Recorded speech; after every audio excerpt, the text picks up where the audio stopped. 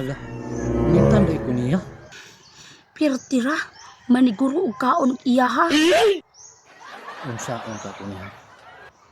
Ay tama, kabalon ako.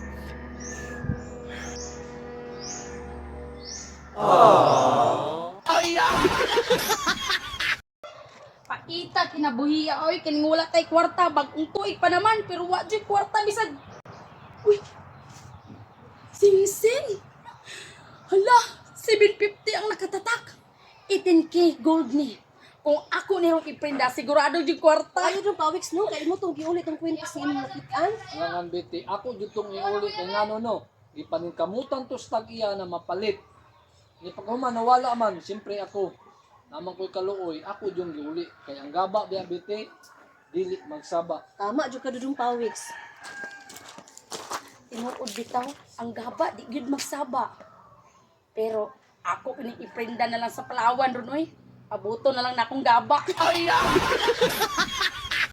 Bite, bite! Bite! Oh, saan? Tingin ako ingkiting stem sa kuno kamungga kitamis kaayo. Sa mukha po di mo Maria, ka pa nang namubok og bulak. Testingin lang ba? Testingin lang. Testingin.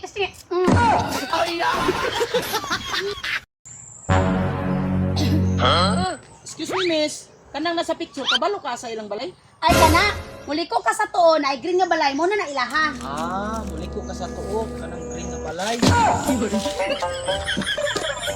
Isa na gunit sa cellphone. Akong amigo nga si Wings Boy, na ako'y pangutanan niya for 100 pesos. Ah, Unsang bulana ang nagsugod sa letter F?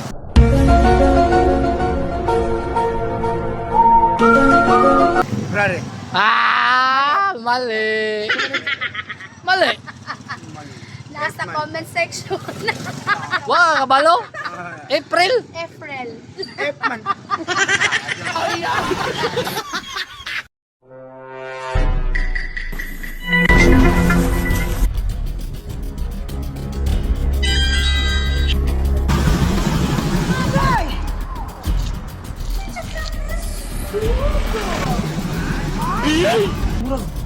Wow, nila ang bag sa babae ay. Wow, gini niya ang bag ba?